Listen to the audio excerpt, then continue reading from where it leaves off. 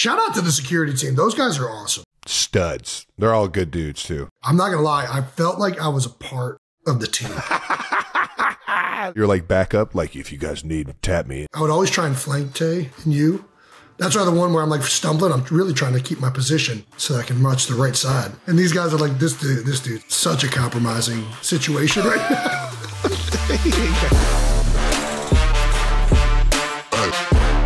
Welcome back to New Heights, ladies and gentlemen, presented by Wave Sports and Entertainment and brought to you by the all-new Experience Smart Money Debit Card, the debit card that builds credit without the debt. We're your hosts. I'm Travis Kelce, big brother Jason Kelce.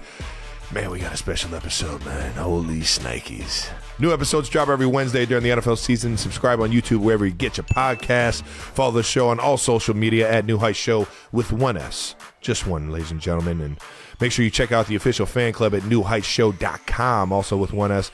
Jason, why don't you tell everybody what we got coming up, as if they probably don't know. You're not going to believe it, Trav, but we got an amazing all-time of an episode here coming up at you. I don't know if you guys could tell, but my voice is not doing so hot. A week in Vegas, yelling, playing craps, and then, of course, when your brother wins the Super Bowl, takes it out of you a little bit.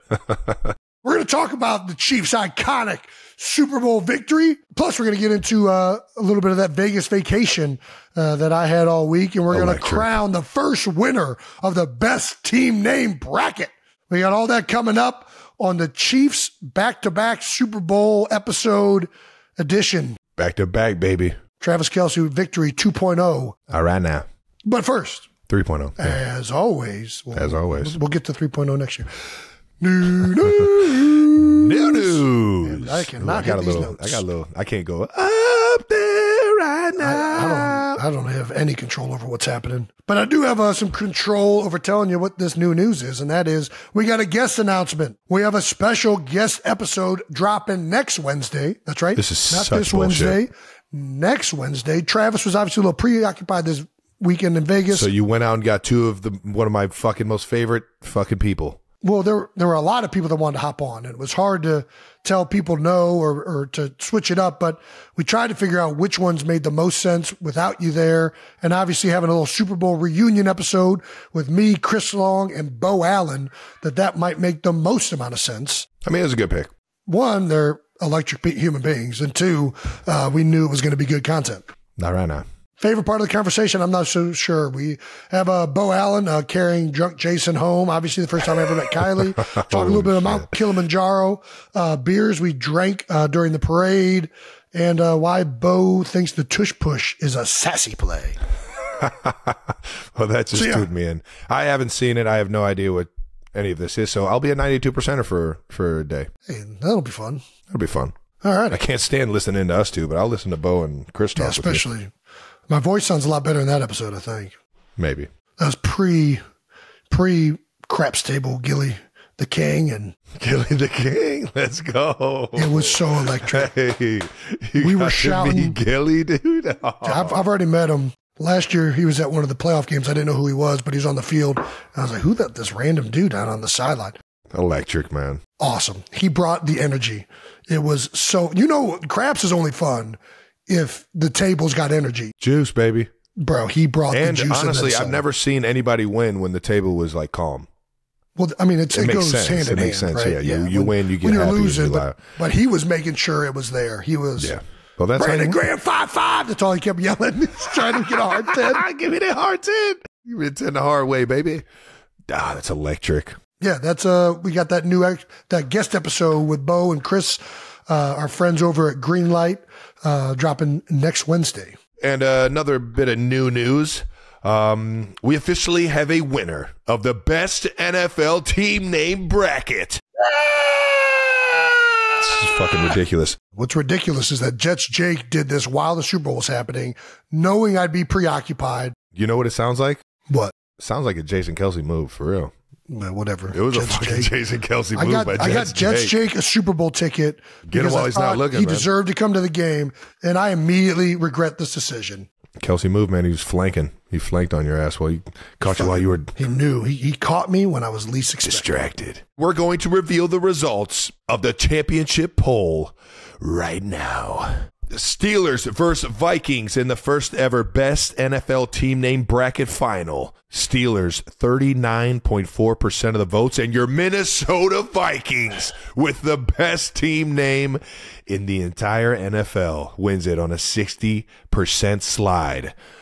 Gosh. Just not even close. Not even close. Man. The Minnesota Vikings? Damn, was nobody on Twitter? It's just another beat for the U.S. steel market. God damn it. Just people, as if they're not already fucking using all machines now. No. Yeah. Listen, Vikings is a good name. It is. It is a fucking great name. And shout out to Skull. It ain't the Steelers, though. I am so disappointed in the 92%ers and everybody voting this way. Can't even express it. Well, the fact that you're so disappointed makes me happy. We're going to honor Vikings that have nothing to do with U.S. history or the freaking good, hardworking people of this goddamn country. You don't know that. You don't know what those Sylvanians did over there in Minnesota. Bro, where are you at? Scandinavians did over there. We need to do a geography quiz. Scandinavian is correct, yeah. So Norway my bad.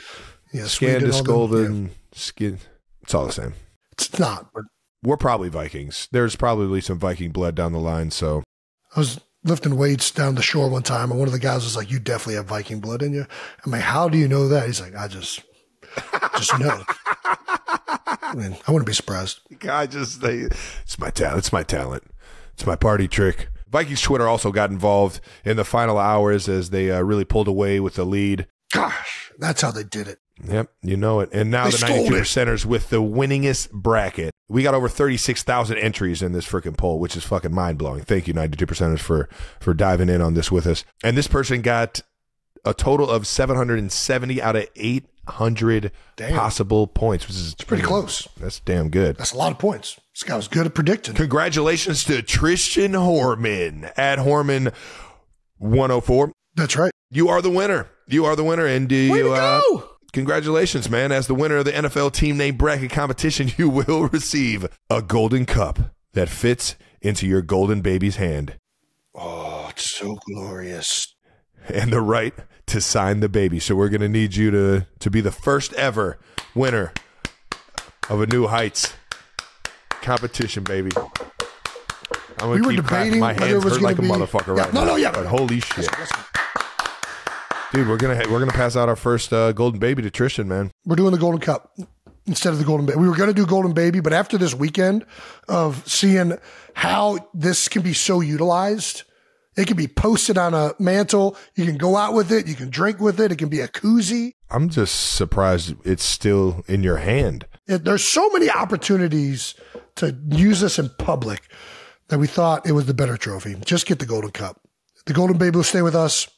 The golden cup is actually, I mean, it's pretty, dude, it's pretty sweet when you really think about it. It was right there in front of our face the entire time. It was, I used it as, it was a chip holder this weekend. It was a wallet this weekend. I mean, there's so many uses you can use out of it. Yeah. You did everything but drink out of it. It was crazy. I drank out of it. I will say a little bit of metallic taste. We got to figure out the coating on the inside to remove that maybe a little bit, but it's definitely doable.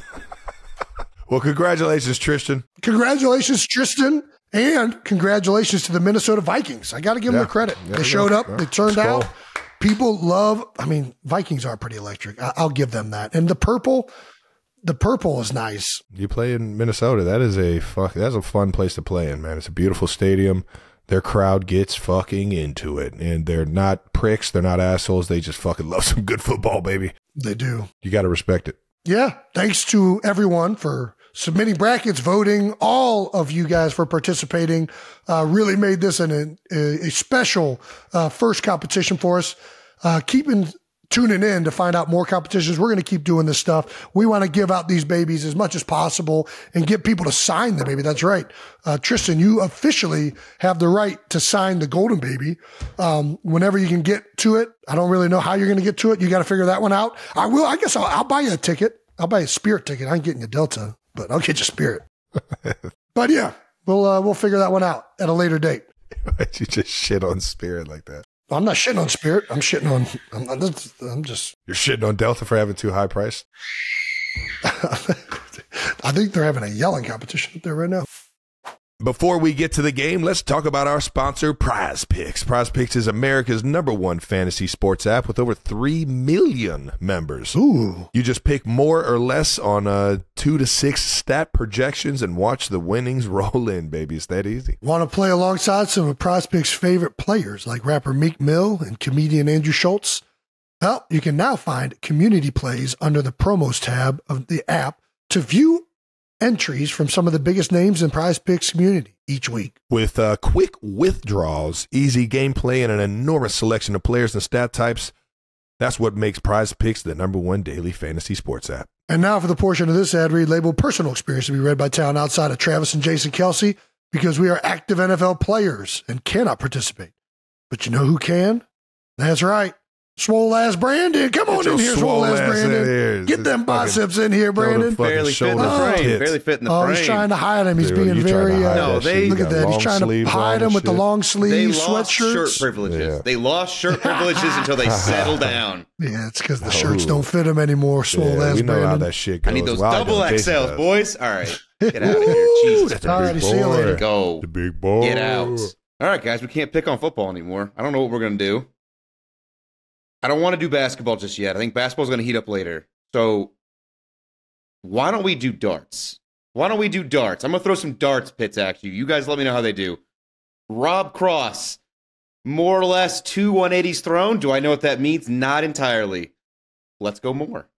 Michael Van Gerwen, 2.5 180s thrown. Michael ain't shit. Let's go less.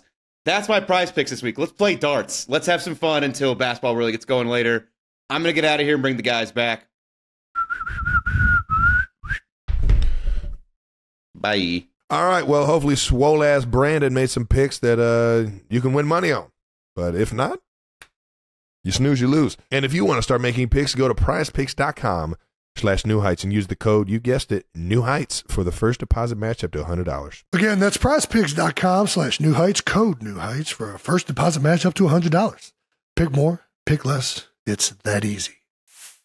We need to shout out one of our sponsors that you see us drinking all the time. That's right, all the time during the show. And that's Accelerator Active Energy Drinks. That's right. And if you've been looking for ways to accelerate your fitness in 2024, look no further than Accelerator Active Energy Drink. Jason, I saw you got that cherry limeade over there. I'm sipping on this island guava. So good. I got kiwi lime here, too. I'm about to go fucking venture myself over to the island here soon. Which way are you going? Where are you going? I don't know. I think the best ones are south right now, though, so I'm going to go south. Yeah, I think that makes sense. Accelerator Active Energy has 0 sugar, gives you sustained energy, and gets the metabolism going, while also giving you the enhanced focus you need to accomplish anything, like maybe playing the NFL or run around and try and take care of 3 kids. That's right. All right now, plus there's also nothing like those signature plant-based thermogenics to give you the energy you need to record a podcast each and every single week. You can find Accelerator Active Energy Drink at Giant Eagle, H-E-B, and Amazon. Is that Accelerator? Alrighty, let's get to the main reason everybody's here. That's right, it's to recap what's probably going to go down as one of the most crazy Super Bowl endings of all time. Once you mentioned it, I mean, it's stop hearing nuts. it now. Dude, I can't stop hearing it now, dude. It's so funny. Benny's in this stage right now where she has found out she can yell. So she'll just be sitting there and just like, and this is why I think we might be part Viking. And now Wyatt's like giving a response yell because she's tired of Benny yelling at her. This is awesome. Yeah. Let's keep it going. All right. Chiefs 25, 49ers 22 in the first. I think this is definitely the first overtime victory by new overtime rules. Yeah. Trav, how are you feeling a few days after the game? I feel like I just got in a train wreck, man. Yeah, that makes sense. That was a physical game, man. It was a physical post game too. 5, yeah. All right now. Hey, that was 5 quarters of some just hard-nosed football, man, and it was worth every single discomfort and pain that I woke up to today, and just couldn't be happier for the guys, man. The men and women that are in the Chiefs organization, everybody worked so damn hard for this one, and we really rallied together for 5 quarters, man. Really, for the second half of the season, we really just decided to, lock in and put in that extra work, man, and it all paid off, baby. Nothing better. Well, it did pay off, and I don't think, it's been talked about a lot, but I mean, this back-to-back Super Bowl is nothing to take lightly. The last time it happened 19 years ago with the New England Patriots. Pat Mahomes is now tied for second with Joe Montana for the most Super Bowl MVPs in NFL history now with 3. Coach Reid is tied third alongside Bill Walsh, heard of that guy, Joe Gibbs, and with coaches with the most Super Bowl wins. Not right now. Most watched program in television history. It averaged 123.4 million viewers across television and streaming platforms. Damn. That's a lot of people tuning in. It was reported in the night before the game. Coach Reid, Pat, and Chris Jones addressed the team at the hotel, and your speech was particularly moving. Yeah, you want to tell us about the moment or any of that stuff, or you want to keep that with the team? Yeah, I really don't. I feel that. It was such talked about. I already got asked about it, and basically my message was we got the formula, man. We figured it out. Yeah. We know when we play our best, when we come out, play physical, set the tone, and finish the game, in control of the pace, in control of the tempo, like we did all second half of the season. Well, really the last quarter of the season and into the playoffs. And I just wanted to go into that or come out of that meeting knowing that everybody has my best interest and my passion. And just if you can feed off of that, baby, and let's go out here and play for each other, man. Nice. Love it. Love it. Are you always a pregame speech guy? Do you do that a lot before the games? No. It's a lot to bear, especially when you start doing it every game. It's like you got to come with something new. But anyways. Yeah, I was about to say, you got to that's a talent right there. You got to keep it fresh. You can't keep coming with the same stuff. You got to find new ways to motivate the guys if that's your role, man. That's a hell of a game to hold the best one of the year for. Yeah, Coach Reid usually brings out ex-players and at least the first couple Super Bowls he did that, and he just said, you know what, I didn't really have any ex-players to bring in. I think we got guys that have been in the Super Bowl enough and have been playing in big enough games to where we got all we need right here. So I'm going to ask the 3 guys that have been here for all 3 Super Bowls we've won and ask them to speak. And sure enough, Chris made sure everybody knew that it's not always the same year in, year out team, and Pat kind of reiterated what I was saying in terms of just going out there and being us and not falling off of that and just playing your tail off. Don't let the moment be too big for you. That's cool.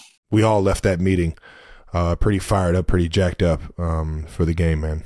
Love it. Well, let's recap the Super Bowl Sunday with some pregame fits. That's right. We got this clip of you walking into the stadium. Looks like you were inspired by the Vegas backdrop with this one. All right, now. Micah Mary. There we go. When it came down to doing a Super Bowl fit, I really didn't want to put too much thought into it. And I've met Mike in Vegas actually before over the summer, and it was just it made all the sense in the world. Last year I did Louis Vuitton, but it was an American designer, and I wanted to keep it into the States. USA, baby. Yeah, so I went Micah Mary, man. He's one of the best out there right now. And sure enough, I got him all the sizes and everything. He made it easy on me. I really didn't even think about what I was going to wear until the actual game came up and fit like a glove, baby. And it worked, man. It was comfortable, too. That's what I'm about. So I got a chance to touch it afterwards. It's got the sequins on the outside. So it felt very much like some of the mummer suits that I've felt before. Not as colorful, a little similar, but you could tell it had good, what's the word I'm looking for? Lining?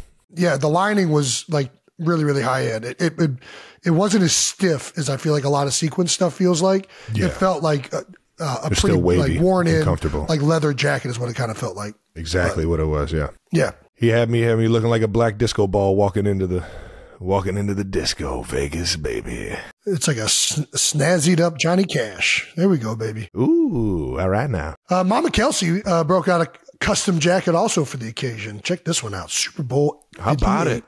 Mama Kels. Look at that. That's a sweet varsity jacket, Mom. Have to get that thing. It was like a nice little Letterman right there. Donnie Clover, it looks like, for the custom game day fit. Okay, Mama. Kylie got some love from the Philadelphia fans for her continued refusal to wear Chiefs gear, even though she has personal connections, and she just does not want to do it. I get it, man. She doesn't seem to care about Cabrini. Her college. Yeah, she'll wear University of Cincinnati, but she'll wear other universities, but she won't wear other NFL teams.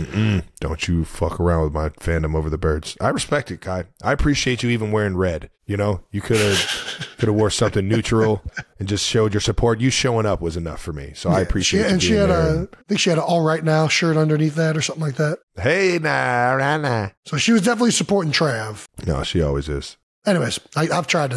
Listen, Kylie, we have family in the game. It's okay to cheer on that team. They're not playing the Eagles. You realize this isn't against the Eagles, right? Anything she just refuses. That's against you. I'm here. You're for? Yeah, that's a good stance. I'm on her team, even if it means she's not going to wear Chiefs gear.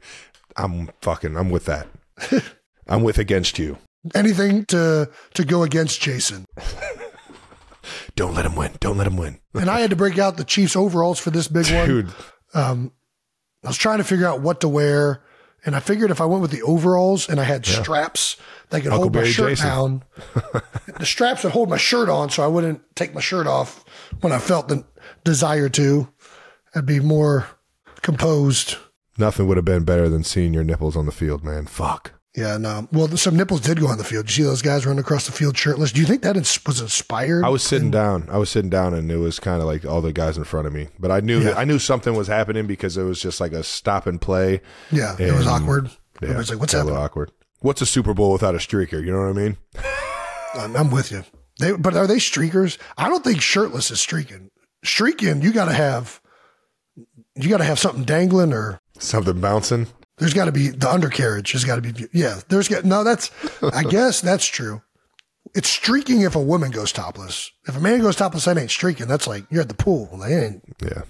No, you're at the pool. You got to be showing something that normally isn't publicly acceptable to do, right? That's streaking. You want to see shaft. If the guy's out there streaking, you want to see shaft. If you're a man, if there's nothing flopping from thigh to thigh while you're running. That ain't streaking. If you don't make me go, come on. Yeah. What are we doing? Get out of here. I don't know if I'm looking away, if I'm being honest.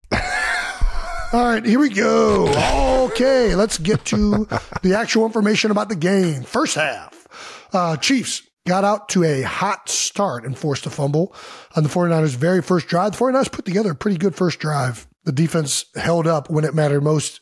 Pretty much all game in the red zone outside of the one trick play. Oh, yeah. On fire. Leo Chanel and Mike Pennell, which I didn't even know Mike was brought back to the team. Pen. Oh, yeah. Dude, had a great game. Shout out to Mike. That's my guy, man. That's my guy right there, baby. Both of them did. Leo and Mike both fucking played outstanding, man. Pennell was activated from the practice squad just 2 days before the game and had multiple big plays. But did he play against Buffalo too or in the last game? Like, I know he's on practice squad, but he's played a bit in the playoffs. Is that right or no? I believe so, yeah. Yeah, that's what I thought. I believe he was activated for one or two of them. Because you guys had Noddy was injured, so they clearly wanted another big guy to get out there. Mike having history with the team. And, dude, he has played well for you guys whenever he's been called. Every time, baby. Back to back, baby. Yeah, how awesome is it when two guys like Leo and Mike have such an impact in the game? I love it. Leo's been playing stellar for us all year, man. Just a guy that just loves football, baby. Death Row, as we call him on the team, man. He used to write Death Row on his arms. That's a good nickname. He used to write Death Row on his arms when he was at Wisconsin. Him and the boys, Death Row Records over there in Wisconsin linebacker crew. It means the most that these guys get highlighted. You know what I mean? Like you see enough guys that are making plays in the back end when the ball's in the air, or on the offensive end, guys showing up big. But it's the defense played their fucking tails off, and it's the kind of the unsung heroes are the glue guys, the guys that just play their gaps and just make those tackles and rally to the ball like their life depends on it, man. And there's a list that is just you can't count it. How many times these guys have come up big for us, and sure enough, man, no bigger than the biggest stage in the world to show up and show out for Chiefs Kingdom, man. They both had great games on the defense. Then early in the second quarter, Trent McDuffie makes the first of many big plays that night when he broke up what was almost a 40-yard touchdown to Deebo Samuel. Yeah, the Niners are forced to settle for a 55-yard field goal only to go up 3 points. Thoughts on the McDuffie-Deebo matchup? Deebo finished with 3 receptions for 33 yards. And I don't know if that was solely McDuffie. I think, you got to put in Snead and all. Like, was McDuffie traveling with Debo? I don't know. He might have been. Yeah, he might have been. I think Spags does so much different stuff. Yeah, I think everybody had a big piece in that. Exactly. Yeah. But McDuffie played unbelievable all fucking year. One of the biggest acquisitions since he's been in Chiefs red, man. The back end in general, between Snead, McDuffie, Justin Reid. Dude. I know Cook got injured earlier in the year. Yeah, B. Cook. Shout out to UC. No doubt. We had to go and get my dog B. Cook a back-to-back ring, man. There you go. He went through it. But yeah, the back end, the whole season was phenomenal. And they did not disappoint against a great team with all the weapons that San Fran has between Debo, Ayuk, Kittle, McCaffrey's a threat out of the backfield. It seemed like this was a big match for these guys to step up, and San Fran did some good things, but they're a pretty good team. But they kept them out of the end zone for the most part, which is all you can ask. Bend don't break, baby. That's it. Bend don't break, man. You hold them to field goals, man. You're giving your team a chance. It was a slow start on the other side of the ball for the offense. The Chiefs in the first half, you guys just had 7 first downs on 5 drives, and really most of those were on one drive where you guys, I think, had a fumble, right? On that first big drive. That was the first time where it looked like you were building some momentum, but had a fumble in the red zone. The first drive and then the drive after that one were both like 3 and outs, I think. But that's what it felt like. Anyways, it was obviously affecting you guys on the sideline after the fumble and the turnover. The broadcast showed you having a heated exchange with Coach Reid. So heated. Yeah, where it looks like you caught Big Red off guard a little bit. As he said, I got him with a cheap shot. People are all over this, and I mean I get it. I can't. Yeah, you crossed the line. I think we can both agree on that. I can't get that fired up to the point where I'm bumping Coach and it's getting him off balance and stuff. When he stumbled, I was just like, oh shit, in my head. Or even, let's be honest, the yelling in his face too is over the top. I think there's better ways to handle this retrospectively. Yeah, I know. I'm a passionate guy. I love Coach Reid. Coach Reid knows how much I love to play for him, how much I love to be, a product of his coaching career. I'm not playing for anybody else but Big Red. If he calls it quits this year, I'm out there with him, man. He ain't calling it quits. Come on now. He's not. And I got a certain relationship with him. He's checked me a few times, and I just wanted to let him know that I wanted this thing and that he can put it on me, and I got him. And it just it came in a moment where we weren't playing very well. I wasn't playing very well, and we had to get some shit going. And sometimes emotions ramped up. Sometimes those emotions get away from me, man. And that's been the battle of my career. But everybody else, I don't give a shit what anybody else says. I talked to Coach Reid about it today, and we kind of chuckled about it. And he just, I couldn't be, more proud of being his product on the field, and I couldn't be more proud of where we've come as a team since I got here in 2013, and I just love playing for the guy, man. Yeah. And unfortunately, sometimes my passion comes out where it looks like it's negativity, but I'm grateful that he knows that it's all because I want to win this thing. He knows with that. him more than anything. And that's what fires me up. First of all, you didn't try and push him. You ran up on him quick. The push is this. It was an accidental that you hit him that hard. I know that. You came up hot because you were pissed off. Doesn't look great, obviously. No. The optics of it look really bad, but nobody knows you're in Big Red's relationship. He's obviously made light of it already. You guys have already talked about it. I just love when people who don't have anything to fucking do with the situation get all riled up. Like they're offended. Not the guy that actually was involved in it. The people that don't know what you choose relationship are or how this went down. No, they're the ones that get offended. Yeah. We both know that one of our weaknesses is our emotions and one of our strengths is our emotions. I was just talking about this. I did a podcast actually with Shaq this past week. And on that podcast, I talked about this. One of our greatest downsides is that we're not great at controlling our emotions. And it's something that I truly wish we were better at. I had a similar situation come up earlier in the year with Nick Sirianni, where you see me yelling at him, and I'm not happy at the optics of that or want that to happen. But Nick knows that it comes from a place of just heated competition. And I know it's not acceptable, but at the end of the day, these emotions are also what make us so bought in the teammates that we are. You know, your coaches talked about the night before how emotional and passionate your speech was. You don't get that without also having this. Unfortunately, that's the crux of being a passionate individual. And, you know, obviously I wish that we were better at controlling our emotions, and hopefully, you know, you can be better next time. But Andy knows, and Andy knows that when this happens, the next thing he needs to do is fire a play up for you, because you're going to come out there and you're going to take that aggression out on somebody. Yeah. I'm not trying to make light of this situation. And I don't either, man. It's definitely unacceptable. And I immediately wish I would have took it back. Coach Reid actually came right up to me after that and didn't even have harsh words for me. I was ready to get a fucking ass chewing and for him to just tell me to fucking be better. And he just let him know, hey, man, I love your passion. I got cameras on me all over the place, man. You know, this is that. Yeah. You don't want He's things letting to you come know off. Not to be like that. Yes, yeah, for sure. And man, it just fired me up even more to go out there and get a fucking victory for him, man. Because that's how much I love that dude, man. No doubt. So Big Red, sorry if I caught you with that cheap shot, baby. You gotta have your head on a swivel, because next time he gets fired up at you, he's coming hot at you. You know that. Oh yeah, I deserve it. If he would have cold cocked me in the face right there, I would have just ate it and just been like, yeah, let's fucking go. Yeah. Me and Coach Bieniemy used to get after it like that. Honestly, he gets fired up, I get fired up. We just love playing this shit, man. I'm not trying to make this situation acceptable, but this is what happens when you have highly motivated, passionate individuals who know that, like, this doesn't happen if you and Andy aren't as close as you are. No. That's what nobody fucking knows. The reason this happens is because you guys have so much respect for each other. Like a fucking hold on, let me finish this. Me, man. Let me finish this. The reason this happens is because you two love each other so much and respect each other so much that you feel open enough to have an interaction like this. You don't care that everybody's watching this. This is between you and him. And you guys need to get this figured out, because you know the fucking game's on the line. It's the best shit, man. Fuck, fire me up, baby. You don't become the best tight end in the world by being a fucking reasonable, like, level-headed fucking person. That's not how it fucking works, all right? You be the best in the world by being a fucking insane human being. That's how it happens. It wasn't me mad at Coach Reid as it looks.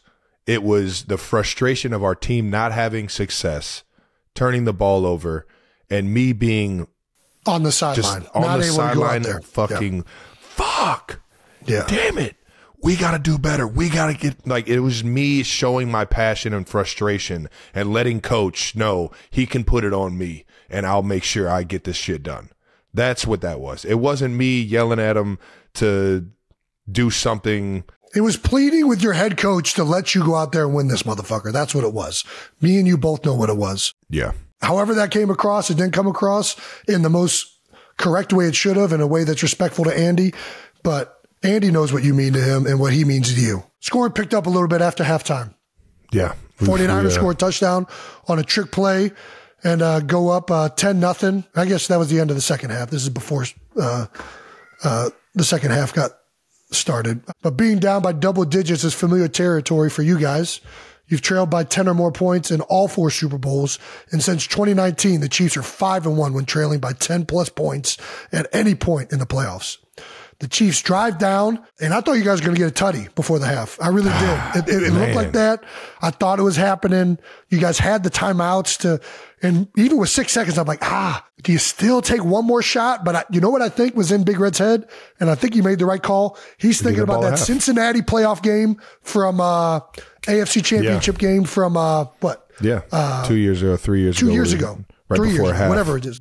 Yeah. Where you're in a similar situation. We used to call it trigger situation, has to go in the end zone. So I thought, good call, Big Red. Just go away with the points. We were getting it at half, so we knew if we got the field goal, we can go up and tie it. Yeah. Dude, when it was 10-0 and Pat had the ball, I'm like, hey, this is a good situation.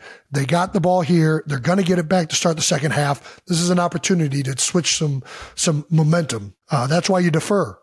You have that opportunity sometimes. If you can finish with it in the first half, get it back to start the second half, you can make 14-point swings. Trav, you only finished the first half with 1 catch for 1 yard on 1 target. Fucking scrub, man. What were your thoughts after the first half? The 1 target wasn't good either. It was the little screen, quick shot out there, and they were on you very fast. The 49ers defense, they can fly around. Greenlaw and Fred Warner, they can move when they need they to. can move. Yeah, and they got a clue, man. Both those guys are smart as hell, and man, yep. For Greenlaw to go out like that, man, absolutely ripped my fucking heart out, man. I mean, that shit you always sucks, want to dude. You want to beat teams when they're at full strength, and and just the way it was weird. Did you see it too? He's man. just like hopping on the sideline and did like a little drop step. That Achilles and can fucking just pop like that. Yeah. Yeah, that shit sucked. But those guys can move, and I didn't really have too many opportunities to make a play, really. I mean, they were doubling me on third downs or kind of bracketing me on third downs, playing heavy outside leverage and forcing me to a defender in the middle of the field. And it wasn't an easy first half, but as we started having more success, Coach Reid started dialing me up, man, and it was paying off in the second half for sure. No doubt. It says this in the rundown, so I'll say it. But like, speaking of halftime, have you gotten the chance to watch back the Usher performance? No. And to be honest, I didn't watch it. There was so much happening in the suite. Turns out everybody wants to meet Taylor. Shaq came on in the suite. I mean, dude. The Shaqtus. I think it was my first really understanding kind of some of the things that she has to deal with on a lot of bases, because there are so many star-studded people there where it's like, dude, everybody wants to come see her, but the suite's only so big. And it's like, it was overwhelming, to be honest with you. It was very overwhelming. I was going outside the suite. I was talking to, Keegan Michael Key, his wife, and a bunch of people. And it was like like the celebrity attendance at the game was pretty unreal. Anyways, so I didn't watch a lick of it either. It's a Vegas Super Bowl, baby. The stars are out. You got to love it, man. Yeah. Taylor thrives in those situations. She's been in them countless times in her life. So yeah. All right, it's time to shout out another one of our sponsors, and that's Buffalo Wild Wings. And since the Chiefs won the big game in overtime, our friends at B-Dubs have a special offer for football fans everywhere. That's right, 92%ers. Since the big game went to OT, Buffalo Wild Wings is giving all of America 6 free wings. Ooh, that sounds great. They're nice. It's real nice. Yeah, you heard that right. If you dine in or walk in to your local B-Dubs on February 26th from 2 to 5 p.m. local time, you could get 6 free wings while supplies last. And everyone knows those B-Dubs wings are delicious. Crispy, juicy. You can get them in 26 sauces and dry rubs. So get the Buffalo Wild Wings on February 26th from 2 to 5 p.m. for the free 6-wing order before they run out. These are going to go really quick. Real fast. You heard the man, 92%ers. A free 6-wing order is waiting for you at B-Dubs on February 26th. Don't miss out on this one. All right, now 92%ers football season has sadly come to a close. It was a happy ending for us, but it is over, and we don't have football until July now. But we have a special offer from AG1 this month to get you through it. Starting my day with AG1 has become a ritual in the Kelsey household. AG1 is a nutritional powerhouse, giving me daily 75 vitamins, minerals, and pre and probiotics all in one. AG1 has your back on the essentials. Brain, gut, immune support. AG1 covers all the bases. It's like having your own nutritional insurance. And it's key to a simplified daily routine. No more juggling multiple supplements or dealing with complex mixes. Just one scoop each morning, and I'm giving my body what it needs without the hassle. And when you're on the move, those travel packs are a lifesaver. A quick shake, and you're still getting your daily nutrients. So no matter where you are, you're getting the good stuff. Curious about the best way to elevate your health? Every day, I choose AG1, and that's why we've been a partner with them for so long. So if you want to take ownership of your health, start with AG1. Try AG1 and get a free 1-year supply of vitamin D, and for a limited time, you'll get 10 free travel packs with your first purchase at drinkag1.com/newheights. Check it out while offers last. Third quarter, we started the second half with another tough start on offense. You guys ended up with a turnover and a punt on the first 2 drives. Although I will say that turnover, again, it felt like you guys were getting something going. It was Yeah, it was a tough kind of read. It looked like he was trying to hit you. Was he trying to go to you, or was he trying to go over you? I couldn't tell. I haven't talk to him? I haven't talked to him about it yet. I don't know. I don't know what happened on it. Unfortunately, I was getting kind of bracketed, and I think he might have been looking over the guy. We talked about it after the game. It was a little bit unique. It wasn't like a true bracket, but it was like a part. It was like a cover 3 thief or cover 1 thief. Like they were dropping the safety down to where you were at. Yeah. His eyes were on me for the beginning of the play. If I went across, but he was field, still playing his area. Yeah, and then so like the but defender it allows the guy who's matched up on you to utilize harder outside leverage than he would be able to if he didn't have that help inside, right? If for all you basketball lovers out there, it's taking away a guy's strong hand in the dribble. Yeah, making him go left. So it's making him go one way. Don't give him the option to.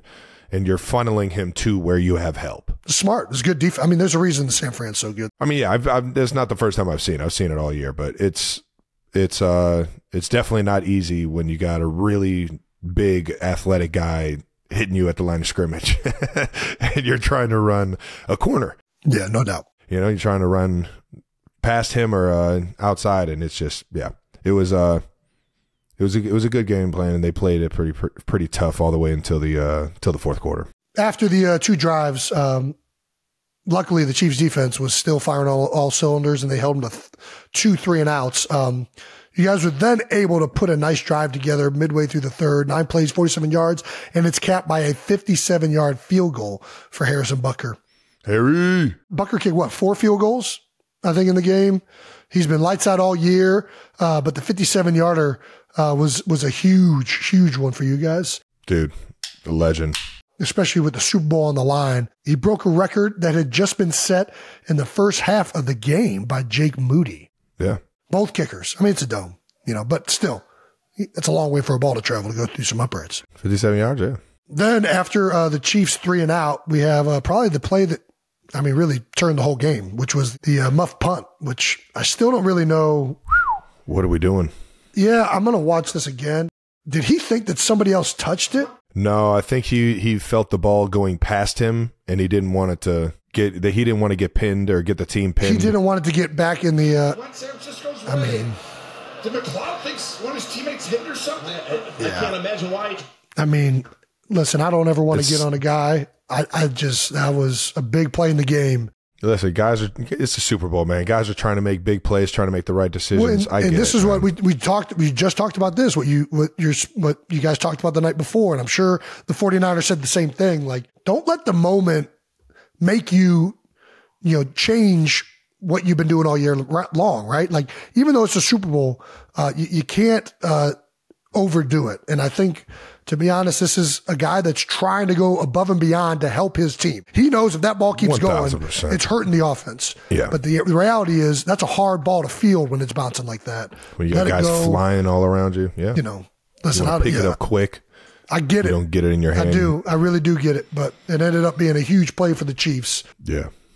With Jalen Watson being able to fall on it at the 16-yard line. And then Pat connects with an MVS touchdown the very next play. Electric. I don't know if it was like a broken coverage or what they were doing in the back end there, but wide 100%. Open for the Chiefs' first lead in the game, 13-10. After that play, you guys had 4 straight scoring drives. How much does a play like that energize the team? It's fucking electric. Are you kidding me? We immediately get the ball and then we score immediately after that? Absolutely. Man, it was on and popping after that. We finally got our confidence and our momentum going as an offense, and we were starting to move the ball downfield. Still wish we would have scored more times or touchdowns instead of field goals, because that's what it comes down to. But the San Francisco's red zone defense has been great. That's why they beat the Packers. The Packers had a great offensive game against them, but they're so good at keeping people out of the end zone, and they've been like that all year round. It's that classic, bend, don't break, like you talked about with the Chiefs. Like they're very, very good in red zone situations for whatever reason. Yeah. Well, probably because they got really good players. I know. Fourth quarter. This might have been one of the best endings to a Super Bowl of all time. First 3 quarters, probably not one of the best ones to watch, if I'm being honest, especially the first half. I like them points up, and it was a defensive battle. But the end of the game was electric as hell. 49ers scored a touchdown on the first drive of the fourth quarter, but the extra point, which I did not see because at that point I was in the bathroom after they scored. I'm like, all right, I'm going to utilize this time I get away from the game. is blocked by and Leo I'm not even Chanel. gonna lie, I didn't Leo Chanel. Who the fuck I do? Death Row, baby. Death Row Records. Death Row's everywhere, man. I was making a joke at training camp. I was like, man, this dude's John Cena in fucking pads, dude. He's got the John Cena fucking arms and legs, and it's just hilarious, man. He flies around, man. One of the best all around football players. You can throw him on any special teams, anywhere, ask him to do anything on the defensive side of the ball, and he's gonna fucking be there for you. And sure enough, you put him on fucking field goal block, and he gets the biggest block of the season. When it happened, I didn't even realize how big of a block it was. I was like, oh, all right, they just took the lead. They're up a score. And in my head, I'm like, we got to score touchdowns either way. But then we don't score a touchdown. We kick a field goal, and it ties it up. And it's just like, that block was the biggest play in the game. You know, it was like, man, that really catapulted us into like keeping the score in like manageable situations. So instead of us having to score a touchdown to win the game, we were able to keep our composure, not have to like force it.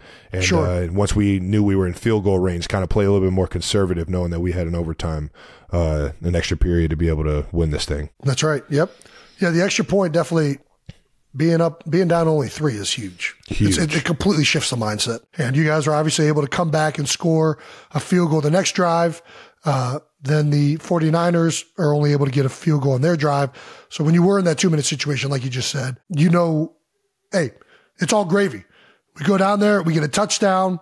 Because Pat here's the difference why Pat is so good in 2-minute situations. Pat, when he knows he has 4 downs to get a first down, not just 3, it changes the entire dynamic. Oh, man. It is so hard for a defense to stop Pat Mahomes on with when he knows he has 4 downs to work with. And that's what you know when you're in these situations. You know, all you need is a field goal, but early downs, hey, 4th down is an extra play. We got an extra one to go.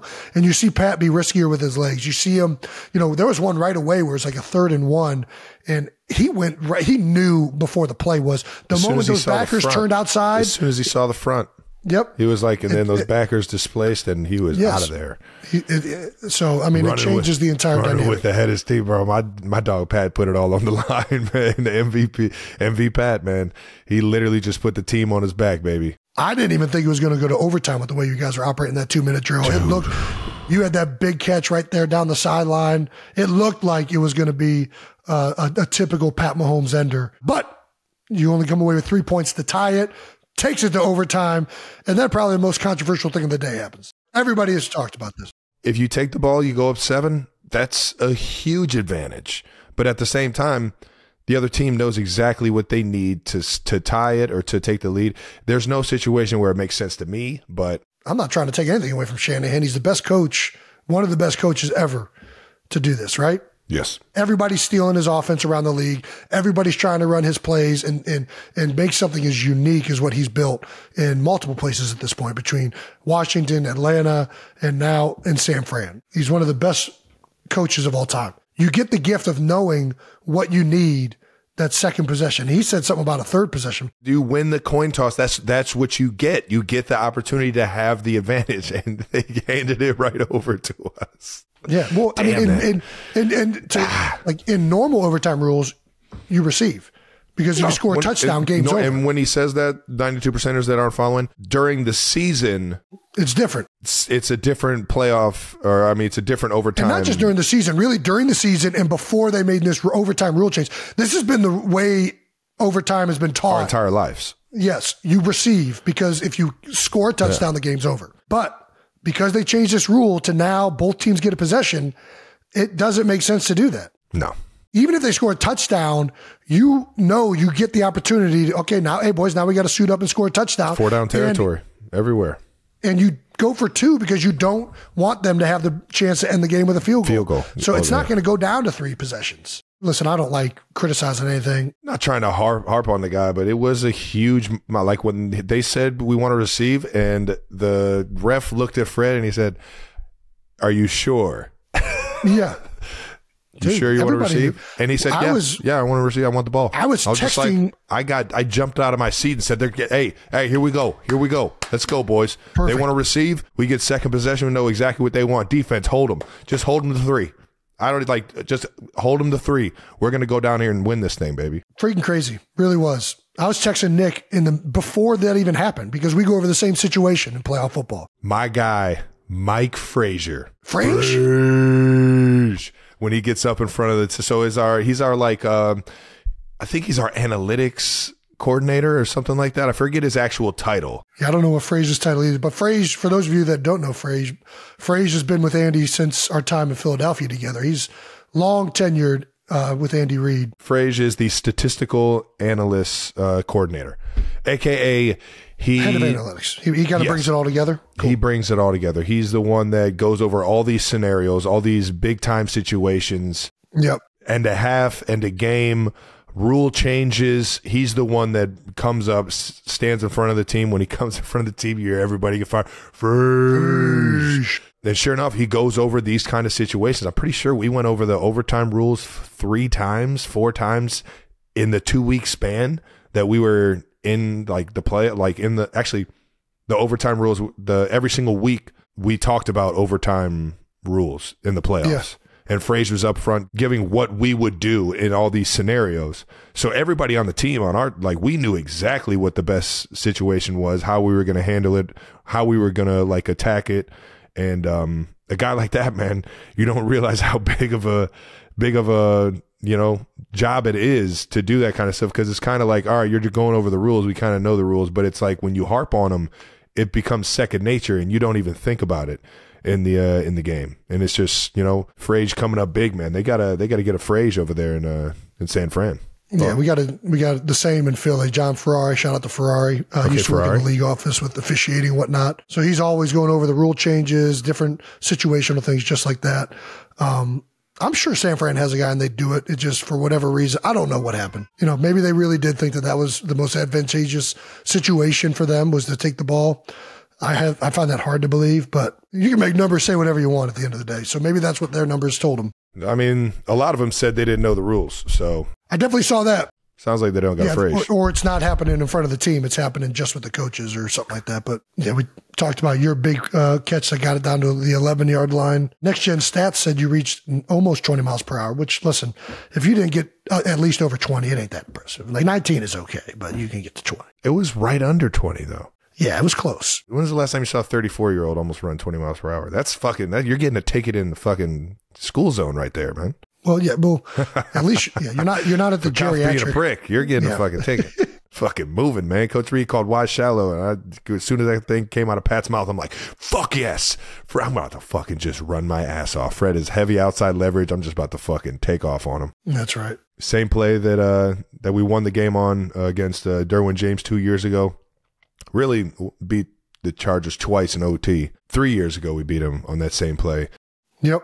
One of my favorite plays of all time. Why shallow? We used to have that in the 2-minute plays. Yeah. Worked like a charm. All right, let's get into the actual play of overtime, because really that's really what determined the game. Yeah. Chiefs D is able to hold the 49ers to just 3 points. 49ers put together the first drive. I didn't know how it was going. They got it all the way down, but had to settle for 3 on the 9-yard line, which is a huge stop with who other than Stone Cold Chris Jones making a hard pass happen for Brock Purdy, which ended up being incomplete on 3rd down. And somebody was definitely open. Nah. Yes, he was. I think, that was a very unheralded, huge play of the game by Stone Cold Chris Jones. All right, now. How confident were you feeling after the field goal? We already talked about it a little bit. Roof. Yeah, right? Just knew exactly. I saw it on Pat's face. Yeah. I was like, oh, yeah, that boy's dialed in right now. He knows they can't fucking slow him down right now. Like we said, we're in 4-down territory now. We're not operating in 3-down. Who's going to stop Pat Mahomes with 4 downs? I don't know. History has told us nobody. History's told us task. nobody, man. When he puts in those situations, he's more locked in and ready to go, and he's willing to put his fucking body on the line, his entire game on the line, the Chiefs on his back, and he's done this every single year. And I love this dude, man. Every single time it comes up to the biggest moments of the game, who shines brighter than Patty Mahomes? Fire me up, man. I fucking love that dude. Yeah, Super Bowl MVP once again, Pat Mahomes. And this is why he is the MVP. As much as it was a whole team effort as much as the defense stood it up, and Spags and all those guys really gave you guys an opportunity. This is why he is the MVP. When it matters most, baby. Drives down the field, long drive. I mean, they almost had to go into a second OT. It was so long. You guys won it with 4 seconds left in quarter one, which I don't even know why they have OT quarters at that point. But anyways. Yeah, I think it's just the structure of the game, just kind of keeping it consistent. But it would have just, for those of you that don't know the overtime quarter system in the playoffs, it just goes to the next quarter, and the time, it doesn't change possessions. We don't read kickoff. We don't read coin toss. It's like the first quarter all over again when OT starts. Yeah, it was weird. To be honest, I didn't even know. I was like, so what happens? They still get the opportunity, right? Like the game's not over, but it was whatever. You guys Ferrari knew. Phrase was on it. Phrase was on it. We got to get Ferrari to explain that thing. We haven't talked about that one. Anyways, 4th and 1, game on the line. Mahomes runs 8 yards, and we talked about it. It felt like he knew he was doing it. Definitely wasn't a design run. This is a called pass. It was no. It was a full on draw.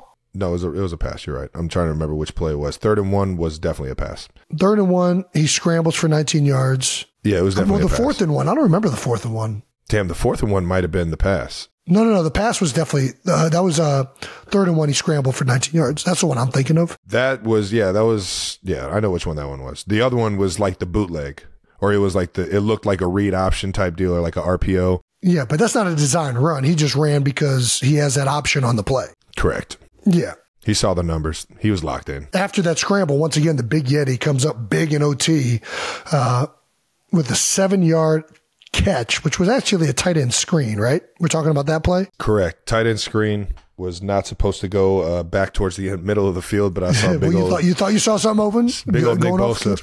Not really chasing after the quarterback and not going with the halfback in the flat necessarily. So I was like, all right, I have to get away from that guy. Which didn't score, but it did give you guys 1st and goal at the 4. We like 1st and goal.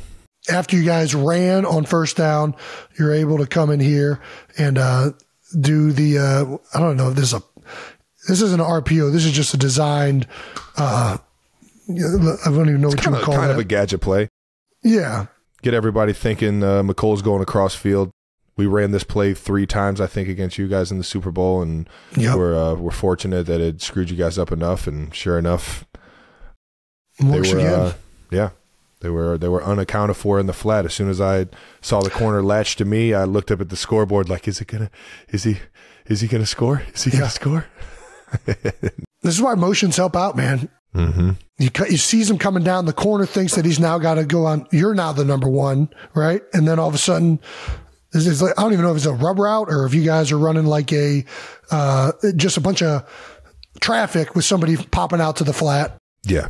But either way, it ends up being the 3-yard walk-off touchdown to secure the Chiefs as world champions. McColl, after the game, said that he blacked out after catching the ball. Didn't even realize he had just won the Super Bowl. Love that. For those of you that don't know, you can black out on more things than just alcohol. Excitement is one of them. You can black out off of excitement. That's great.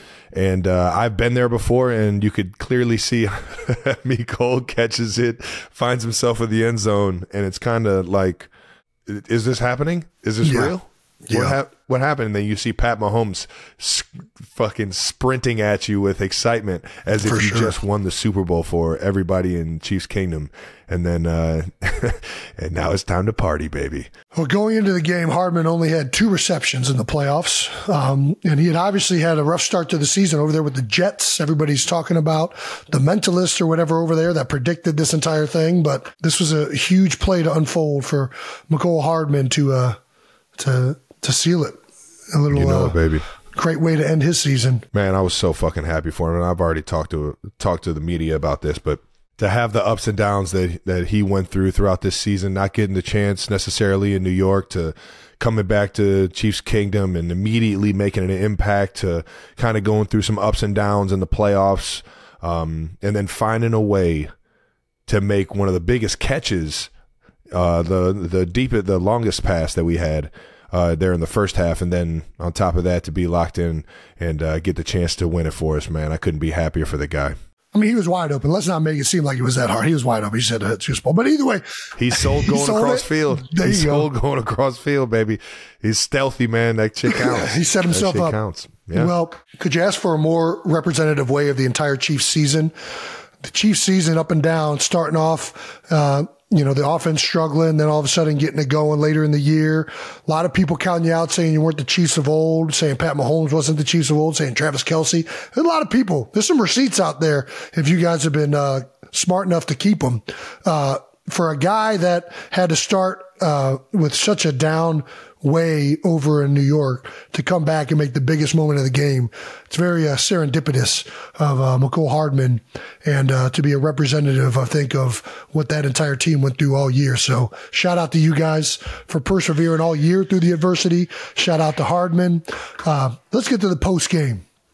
After the game, Pat immediately was quoted saying, the Kansas City Chiefs are never underdogs. He also went on to say, it's the start of a dynasty and we're not done yet. Thoughts on all this dynasty talk? I don't give a fucking rat's ass, baby. I know what we got. We got something special, man. And we got the formula, baby. We know exactly what we need to do and how to do it. And I know next year's team won't be the same. As every year is different. You gotta, whether the main guys are there or, the what I call glue guys, the guys that don't get as much, don't get as much publicity or get as many people talking about them when new guys come in and sure enough, man, we got the formula. Coach Reid has the leadership role of making sure this thing just runs so fucking smooth and everybody gets in line. And sometimes, I can't even say sometimes, this year it took all the way until the end of the season, that those last 4 weeks of the season to really find it and mold this thing together. But we became a team with grit and grind and just love for the ones next to us and passion for the ones next to us. And sure enough, man, it was a beautiful year, man. It was a fun journey. Listen, I know Pat said you guys are never underdogs. That's the mentality you have to have. But the reality was you guys were. You guys had to persevere through a lot. And in order to be an underdog, you got to be devalued by the public, by the outsiders, right? But you got to know deep down what you are and what you're capable of. And you guys proved it all the way to the very end. And you both were quoted in your post-game interview as this being the most special Super Bowl you've ever won. And I think that's a big part of it because you guys know how hard it was to keep that mentality and to keep persevering through all the naysaying, all the doubting. All of it. Was this the toughest road? Was that why this one meant the most? Yeah. I mean, it was a new journey for us, man, going on the road in the playoffs. Outside of just what happened during the season, because it's almost like you play the regular season to get into the playoffs, right? No doubt. And that's where you really hit the extra switch.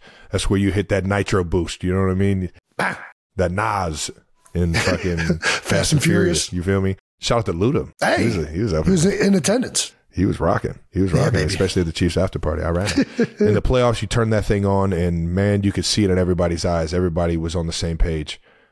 From the Miami game to the Buffalo game to going into Baltimore, it was man, I'll remember this one probably more than I'll remember the first Super Bowl that we won. And it was such a fun journey. Obviously last year was so fucking special to us and our family, and that'll forever be my favorite one. But this one was every bit as special, and I can't imagine doing it any other way either. Because it was just so fucking, it was so unique to just how the Chiefs, or how Coach Reid challenges and gets the best out of everybody. You were quoted after the game with future plans, and if you were going to return next season, he said, hell yeah, I want that three-peat. Big Yeti is officially back and already ready for another one. Coach Reid might have thought he was going to get away without a Gatorade bath, but not so fast, baby. Take a look at this clip. Little surprise after the game. I'm just glad Tammy got out of the way. Dude, that would have been electric. Dounced. Oh, she was about to get dounced. You were also able to celebrate with everyone on the field after the game. The whole family was down there. Mom, Dad, Taylor. I didn't get to see you on the field. I was trying to let you have your moments and everything like that. And, I felt like I love you, big guy. You know, the cameras are all over the place, and it feels a little odd trying to fit in. You even saw former New Heights guest and I mean, friend of both of us at this point, Paul Rudd, what an electric human being. He had the mustache going like he was Anchorman 2 or 3's coming out here.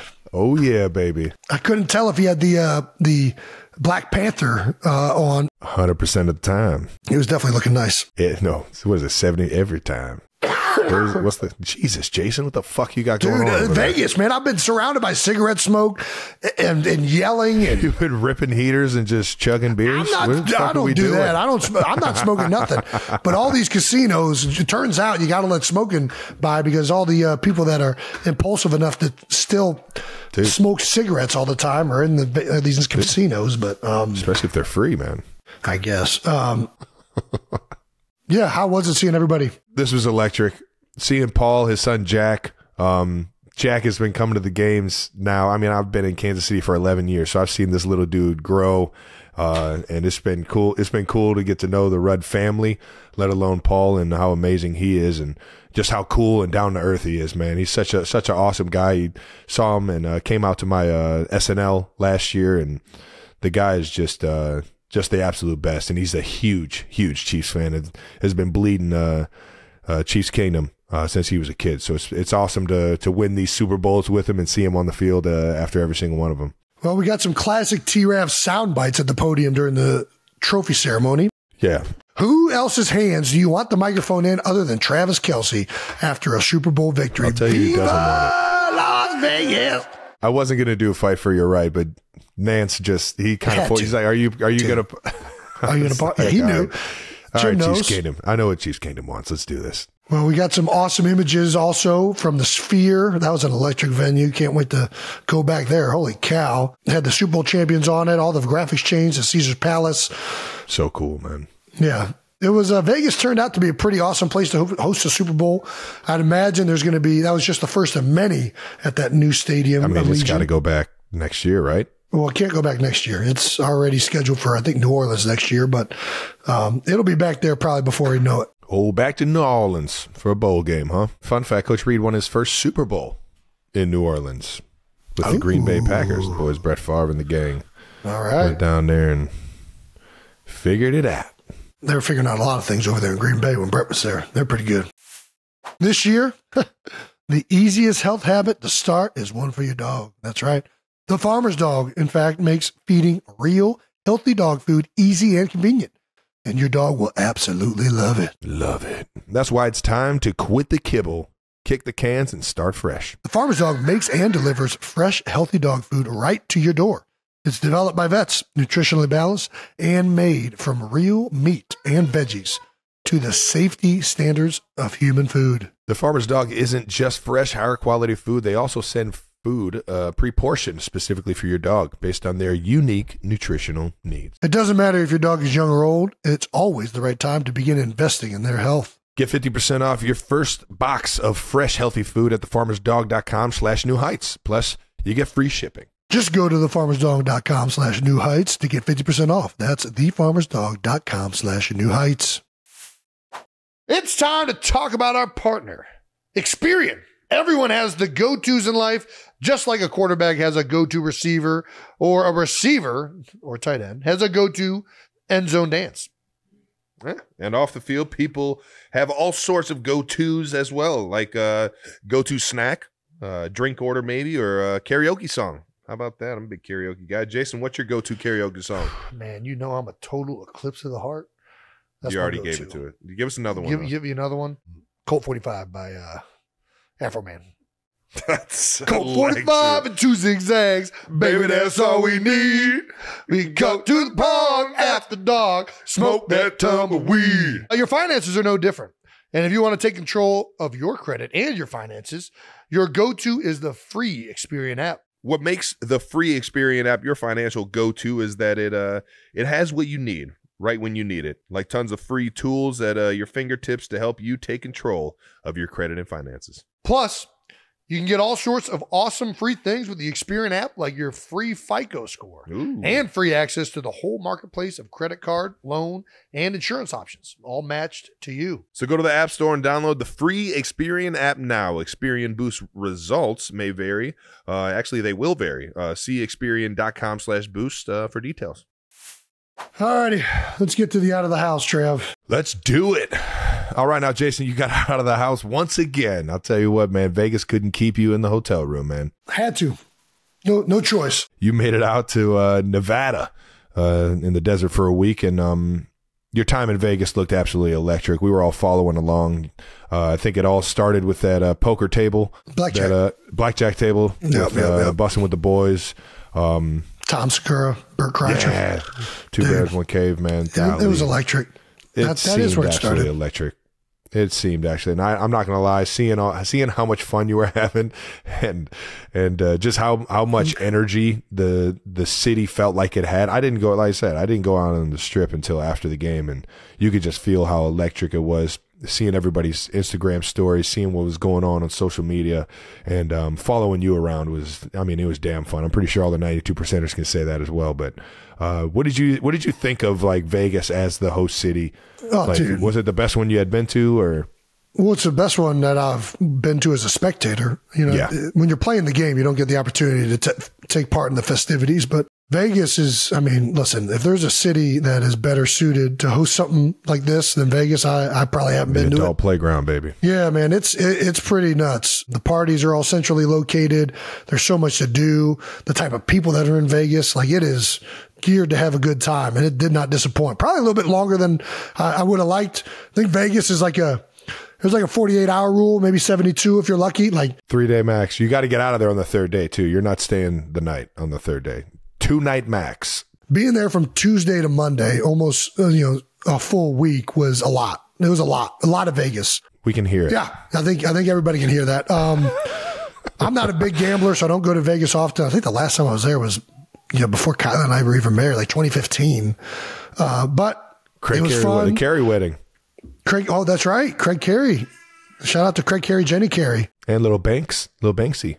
And Little Banksy. Yep. Had the Golden Cup with me the whole time. It was a chip holder, a chalice of liquids, wallet, koozie. Kind of served a lot of purposes. Not a boy. But I might, if I ever go back. I was so surprised that you still have it. Oh, dude. I thought that thing was long gone. If I ever go back to Vegas, I'm bringing it with me because it turned out to be a good luck charm. It was like everything was hitting.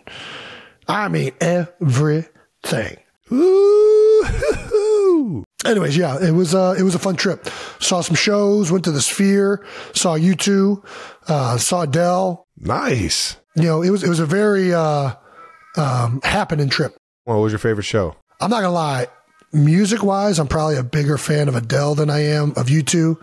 Adele's just got some. I like the power ballads, like it is those old like power ballads. I'm a huge fan of, and Adele's voice is so freaking just powerful, magical. It is magical. Yeah, hits you. Yeah, I haven't heard her live, but I know exactly what you mean. It was a tremendous show. They did a great job over there at Caesars. There is a clip of me out there, or little fake news. There's a lot of fake news from the weekend. There's a clip out there of the guys behind us were Eagles fans, and they saw that I was at the Adele concert, and they were fired up. And Adele was asking who's a fan of whatever, and they screamed out Eagles, and everybody's saying I screamed out Eagles, but I didn't scream out Eagles.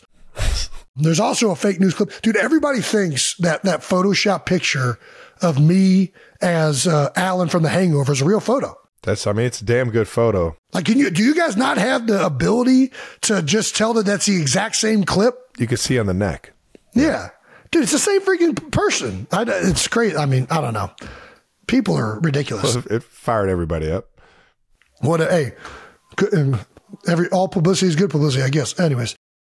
Okay, Jerry Maguire. I can make you big. But the Sphere, I've been singing its praises ever since I watched it. I didn't know that something like that was possible. I thought I went into it knowing what to expect. You see the clips online of the U2 concert. You see the videos, and you think you're prepared for it. And dude, the mass of this thing, like stuff is coming out of your peripherals. I can only imagine. And you're like, what? And it was just absolutely insanely unique experience going to that thing. It helps when, Adam Sandler and David Spade and Chris Rock is celebrating a birthday right next to you. That's damn cool. I did not have that. I mean, I'm sitting in a suite with Roger. It was an unbelievably star-studded event to go to. You got to hang out with Shaq, man. I did. I got to hang out with Shaq. I did his podcast, so fucking jealous, him and man. Lefko, which was awesome. The Shaqtus. The Shaqtus was ripping on Charles for not having a Super Bowl ring. Fuck, that guy's electric, man. He's the best. Got to get Shaq on New Heights. He's an electric. The conversation flowed very easily with the big man. Dude, as soon as I found out him and Lefko were doing a podcast, I immediately hit the follow button. Right? Dude, this easy. is going That's to an be easy follow. amazing. Absolutely. I think it's the big podcast, if I'm not mistaken. Yeah, and then being at the Sphere and seeing Adam and dude, I haven't been starstruck in a very long time.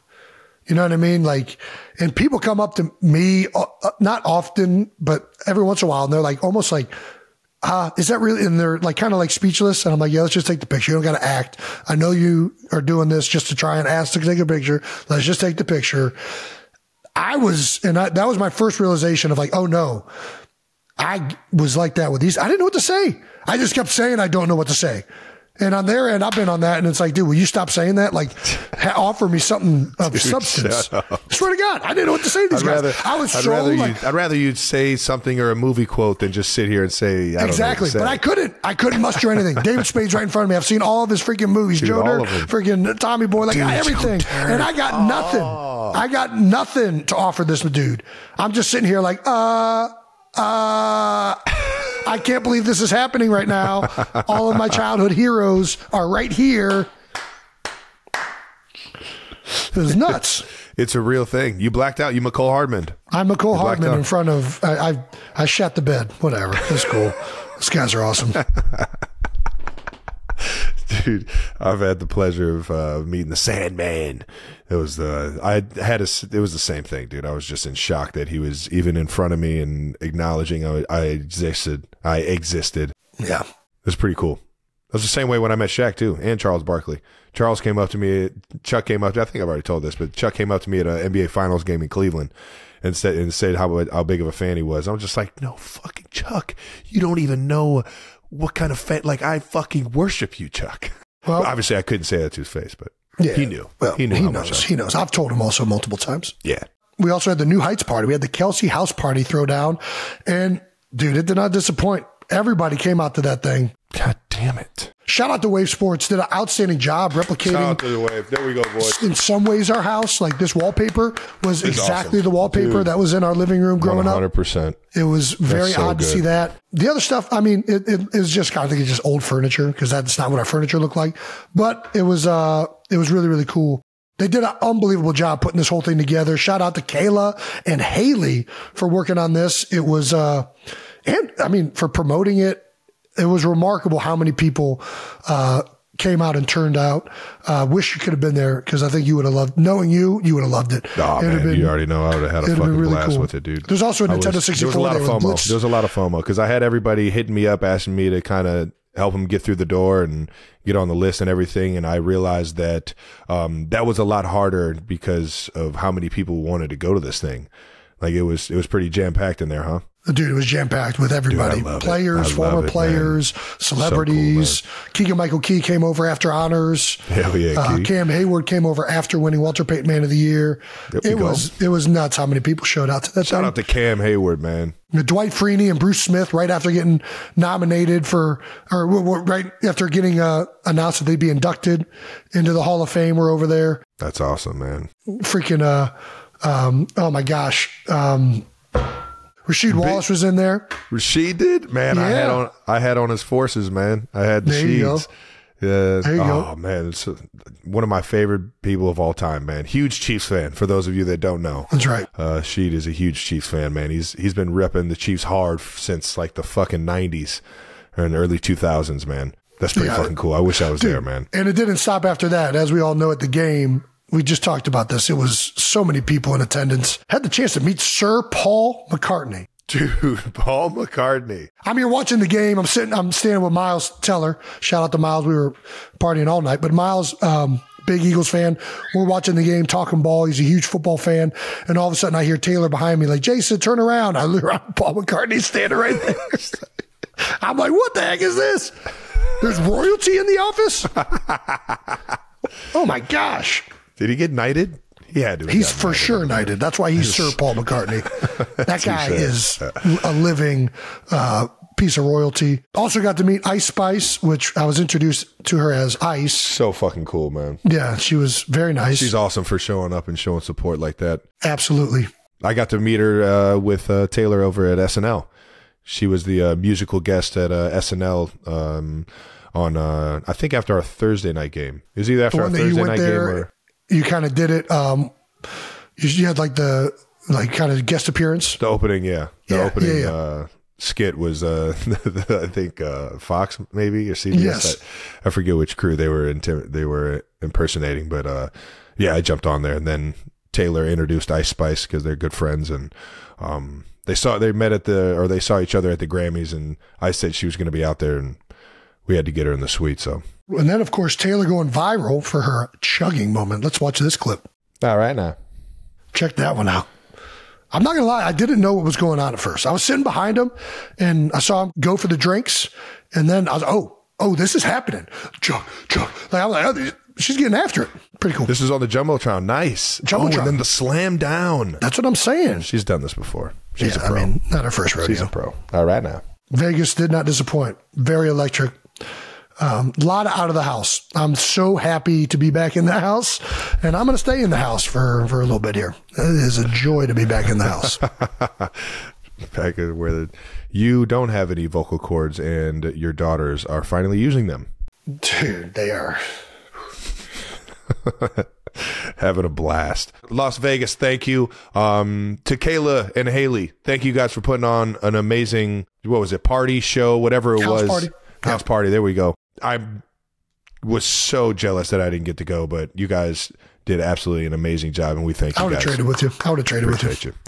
No, I hear you on that. I'm actually kind of happy. That's why. All right, let's move to some fan mentions of the week. It's time now for fan mentions of the week. We asked the 92 percenters suggestions for the name of our New Heights golden baby, and you guys delivered, as always. Oh, yeah. Here are some of the highlights from R.S. Shoemaker on Twitter. Richard said, can the giant baby trophy pay homage in some way to Andy Reid? The Golden Andy. I mean... I retweeted that one. I love that one. That's a great idea. Ah, damn. It needs a mustache, though. That's the only thing. How we'd have to like. There was like, I think we popped it up or we pulled it up during Halloween. Somebody dressed their baby like Andy Reid. Yeah, with the glasses and the. Damn, that's a good one, Richard. That's a good one. But we already made the golden baby, and it doesn't look much like Coach Reid at all. So probably have to pass on that one. And then at Leah _2, you're in Vegas. The baby has a beer. Name that baby Carlos after the Hangover baby. That's good. That's good. Carlos, I like that. I haven't seen that one. That's a good one. How did they come up with the name Carlos? I mean, dude, they're all funny. Dude, that is so good for that baby, man. Fuck, that is such a good name for that baby. Can't pay homage to Hangover. We love the movie too much, but we also from at Maggie Y63 have the Golden Yeti. Which I'm not going to lie, I kind of like the Golden Yeti, but it's not hairy enough to be a Yeti. It's not hairy. Yeah, it's got to have. It's a great idea. It's a fantastic idea. I like it. It's not bad. From Becky Lane on Twitter. Seriously, if we're not naming this giant baby Diapers in honor of Papa Kelsey, what are we even doing?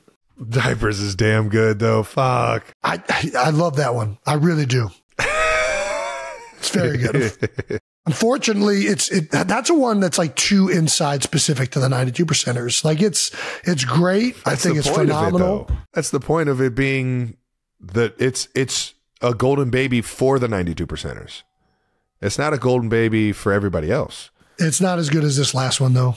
Why don't you take the lead on this one? You got it. And lastly, from at Cassie _Cersei, I don't know how to pronounce the last name, on Instagram, Vince Lumbaby. God, that's good. Damn, that's good. It's so it's good. Clever. It's glorious. Pays homage to the amazing Vince Lombardi. It crosses over perfectly with football. And the trophy that we all love. The most important trophy in our lives. Yeah. God damn, gosh, that's such a good. Cassie, that's a hell of a job. It's very good, Cassie. Did Cassie win a competition? I think Cassie deserves a gold cup. She just named the freaking golden baby. I mean, if you think so, dude. What do you think? I think you have to win a competition. This is a competition. It was the naming the baby competition. It wasn't announced that way. That's pretty good, yeah. Right? I think she's our second gold cup winner. All right, dude. Yeah, I'm in. It's a fucking amazing name. And if she's going to name it, maybe we should get her a little personalized one. All right. Fair enough. Let's do it. Yeah. She doesn't sign the golden babies, but she definitely gets a cup. Well, she can still sign. No, she won a competition. She can sign it. All right, dude. This is your rules. Let's start giving them out. Yeah. We got to get this thing signed. All right. Good job, Cassie. I think that name is perfect. I think that's a great name. The golden Vince baby and the golden cup. He's getting better every day. The Vince baby and the golden cup. All right, moving on. It's time to now answer some not dumb questions. Hey-yo. Because there's no such thing as dumb questions. Just dumb people. Looking at two of them. Just a lot of dumbasses out here, but if you're curious, no question is dumb. No Dumb Questions is brought to you by Buffalo Wild Wings. Go to bww.com to find your participating free Wings for America location. Limit 6 wings per guest. Let's go Sports Bar. I have no voice. Me too. From Rue 99 on Club 92, how electric was the Super Bowl after party? It's okay. I'm still partying, baby. That's why I have no voice. I'm leaking nothing but tequila and hops, as they call them. It is. Oh man, I think this Accelerator is the first non-alcoholic beverage I've had, and it's only going to keep me up so that I can have a few more beverages with my friends right after this. So, I've been on a roll. I know everybody's been enjoying the hell out of this one, knowing how hard we worked and how magical it was at the end and the way we did it. Nobody parties better than Jason Kelce. What are you talking about? It was electric having my big brother around. Dude, it really didn't start getting to the next level until I found that luchador mask. Because initially when I first got there, you were trying to get me to go up on the stage with you, and I'm like, nah, I'm still over here, bro. I'm going to be over here. This is your guys' time. Which I respect. I wanted to live it up with you and all that, but this isn't your team. You and your teammates. Yeah, you and your teammates. I love you, big guy, but nobody was thinking of it like that. There's something about finding that luchador mask that really just transformed the night. It really did. For everyone. It was insane. It was like I transformed. The beard perfectly came out of that thing. Oh my gosh, dude. The dances, man, I saved so many of those fucking videos. Dude, the belly dance where it was just like the bobbing up and down. Yeah, you just going with the motion. Just going, letting the belly take control. The belly momentum. He was showing that thing off. Oh, yeah. It's like a pendulum. Oh man, the one video of them showing me and Taylor and then panning to you and Marshmallow. There were some great pans. It's a very strong dichotomy of on this side, just two people in love and enjoying the moment together. Panning to a complete Neanderthal who is no longer connected with modern day society. It looked like you and Marshmallow were a tag team, dude. It's like you guys were a part like a Vegas show together. We were. Marshmallow, if you want to, I might have a lot more free time on my hand these days. We'll see what happens, but maybe that needs to become a thing. Marshmallow, man. He helped finish the electric night off by keeping that thing going at Club Access, man. Yeah, I found the mask on the dance floor at the first after party spot. I went out there we had some friends in the crew from Cleveland Heights. Shout out to Cleveland Heights. Shout out to the Heights, baby, and everybody that showed up, man. Yeah. Fuck, I love you guys, man. So much fun. I left the little VIP area to go find those guys, and en route saw something on the floor that was being trampled over. You're fucking disgusting. I do, but I picked it up, and right away I was like, oh, hell yes. Did you at least like just give it a quick rinse under the sink? No. Where was I going to rinse it off, Travis? In the bathroom. Just. Hey. You see a luchador mask, you don't ask questions.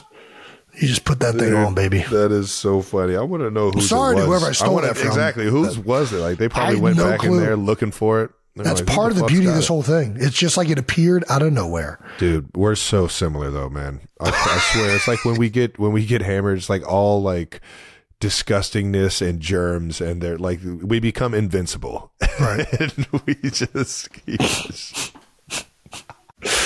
oh man. Like pink eye can't stop us. I'm fucking. I for sure thought I was getting pink eye. There's no chance I thought I was getting out of that mask without having pink eye. Oh man. Well, it was electric, and it fucking matched the outfit so fucking perfect, and it fucking made you look like just a fucking someone's favorite wrestler. My favorite wrestler now. Like Mankind and Rey Mysterio had a baby.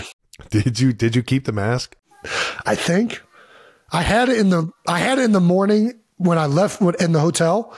Like I put it in the gold cup. It was sitting in the bottom of this for transportation.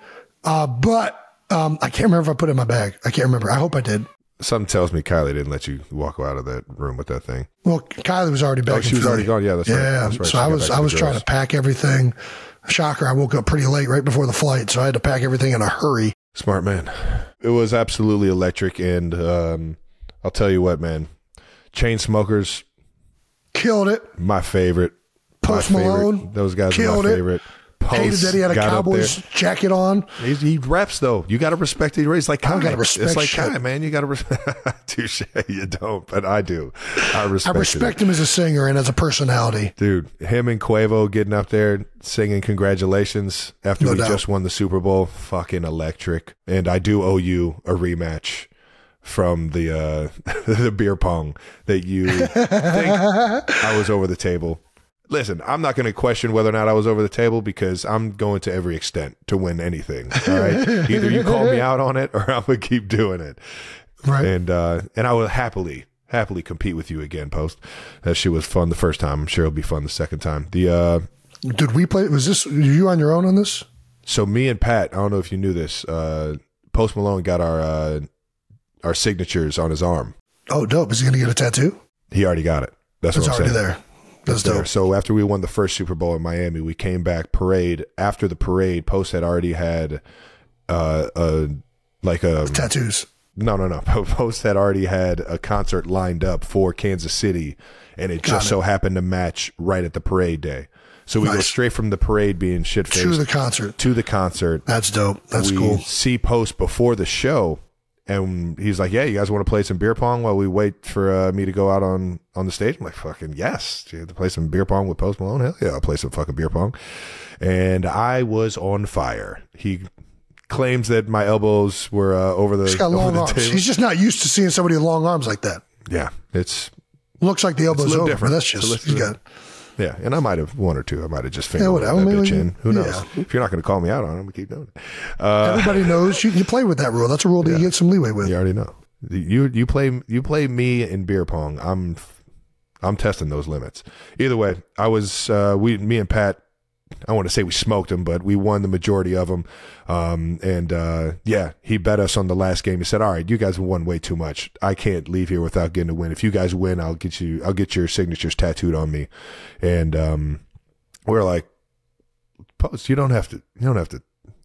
We don't have to bet this. This is." We shouldn't play for something like that serious. Yeah. He had a tattoo artist sitting right there. He just happened to be right there in the back room. That's hilarious. And we beat him, put our signatures on a piece of paper, and I'm pretty sure after the show, he went straight over to that tattoo artist and got it tattooed. Man of his word, which I fucking respect, Post. That's big. That's big time stuff. So he's got a arrowhead, a KC Chiefs arrowhead with the like our team logo, and then me and Pat's signature on it. And has sung congratulations twice to us since. And I fucking enjoyed every single time I get to hang out with the guy. That's awesome. Well, do we want to get to these no-dumb questions that we haven't done at all yet? That was the first no-dumb question that, like I said, there's no dumb question, but two dumbass people that get off track. Did you say the question, though? Yeah, how electric was the Super Bowl after party? That was the question. All right, cool. Then we answered it. That's pretty much it. Yeah. Then from at 92%er Holly on Club 92 also asked, where did Jason learn his after party moves and what did Kylie think? Sometimes I don't really learn moves. Sometimes the moves just happen. That's right? just how we dance as Kelseys. All right. Yeah, we're just in the moment. I'm not pre-planning nothing. I had never seen my mom dance really. I've seen her groove and like bounce to a beat and like kind of like. I had never seen her on a dance floor going crazy until we played the B-52s at your wedding. Yeah. And mom turned into a completely different person. I mean, she was hitting every fucking move possible. And I was just like, that's where we get it from. She just feels the groove and I've seen that swimming move though. She's done the swimming move a lot. That's been a go-to. That was the only one I could actually do. She was hitting the other all ones. Moves. Yeah. All right. Well, if you want to know what Kylie thinks, let's see if she wants to share. Kylie! What? Do you want to share what you thought of the viral videos and yes, my dancing? Everyone else does. You're absurd. No, but do you want to come down here and share it? Travis wants to know. Actually, not Holly on Club 92 wants to know. I'll swap places with you for a couple seconds. I'm not actually going in front of the camera. What do you want to share? I was not surprised. Wasn't surprised? Not even a little bit. Not even at the mask? At first, was I surprised that you were wearing that mask? Yes. Okay. But am I surprised that you fully committed to wearing a freaking Nacho Libre Kansas City style mask for the entire after party? No. Well, I had it on and off, but I had it on mostly. The entire after party. Jason, we all saw you at the DJ booth. Ask her how proud she was. I mean, you displayed your, 3 dance moves? Time out.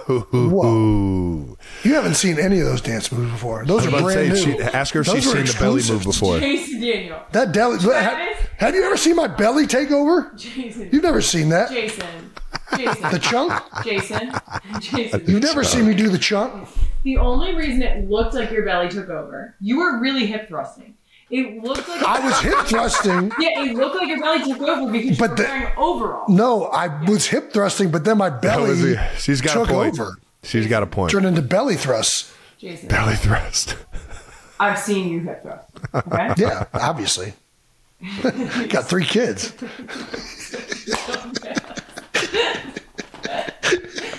I mean on a dance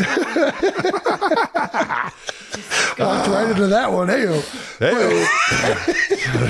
Travis can definitely vouch for me on this. I'm right there with you. Like maybe 3 dance moves. Travis is right there with you. You do the hip thrust. You do the stomping. The stomping is a go-to usually. I didn't do any stomping. Oh, the stomping's my favorite. My knees don't work anymore, so I can't stop. Oh man, it was the most electric, dude. I know what it is. What is it? You were so drunk that you just bypassed stomping. Stomping is usually your start. That's how you get yourself amped up to start going. Ooh, damn, she's good. And you were so drunk you just bypassed it. Just bypassed. Yeah, that might be right. Yeah, she's on top. She's got you fucking scouted up. I've been there. You were not even a little bit quiet. Stomping around your flip-flops. Yeah. And then today, I can't Jason, you need to get your act together. Today, you stayed in bed until 1:30. 12:30. 12? You were in fucking what? I'm still on the West Coast time. Get your ass up. And then 30 minutes after you came downstairs, you said, I gotta go record a podcast. You sandbagging son of a bitch. Why are you laughing? Listen, there's nothing I can do. The podcast is the podcast. I got to record I need to give the 92% as a podcast. No. Yes, we have people. Then you guys weren't recording on time, so you fielded a couple phone calls from friends. Well, no, we had business. It was a business call. This is getting too dark. This is getting too dark. It's good. Okay. We're going down a separate pathway here. I do love seeing you get in trouble. Kylie, you're the best mediator ever. Please tell Travis I say congratulations. I can't wait to see him go 3 rings. Oh. Kylie said, congratulations. She can't wait to see you go 3 rings. Kai's the best. By the way, happy Valentine's Day. It's not today. But when this airs, it's going to be Valentine's Day. Just wanted everybody to know you're my Valentine. You're sick. Don't wink at me, you fucking asshole. I knew exactly what that was. Oh my gosh, Jay, tomorrow's Valentine's Day. What are we doing? Huh? What are we doing for Valentine's Day? I'm not going to tell you. It's going to be a surprise. I got it all planned out. That a boy. Calls Emily promptly to make a dinner reservation. I mean, listen, Emily handles my reservations. Who's watching the kids? Who's watching the kids? Yeah. I thought we've been away from the kids for so long that it'd be good to include the kids because I know you missed them so much. He's a hopeless romantic, everyone. So I think we can all tell that Kylie loved the videos. She also has one more question. Did I fall into the plane? I did not fall into that plane. And as I've specified, I was just walking straight, but I was getting too close. I was as honorary security team member, I was trying to keep my distance to the right amount between Travis and Taylor. Team. Yeah. In my head, I was really honorary security disaster, but from Trey Cycle on Club 92, does Travis plan to shave his beard after the Super Bowl and go back to the mustache? I don't know what I'm going to do with this thing. Do you know what your next look is going to be already? I don't know what I'm doing. I don't even know what happens after. If you're going to shave it, you should shave it for charity and auction it off as like the beard that won the first back-to-back Super Bowl in 19 years. I don't know. That sounds fun. I might want to keep this thing for myself. Okay, there you go. See how much strain, how much grit. Yeah, the beard's been through a lot. Oh yeah, baby, and ups and downs. It's a Super Bowl beard right here, man. Fuck, I'm gonna miss this thing when I cut it off. If I cut it off, I don't know what I'm doing with it yet. I told SVP. You know what? I did you. I did what you What'd did. You do? How you bailed on SVP and you didn't even know you were bailing on him. When did I bail on SVP? That's what I'm saying. You didn't even know. How did I bail on SVP? One of the big, I think it was after the Monday night game because he does all the Monday night and post game.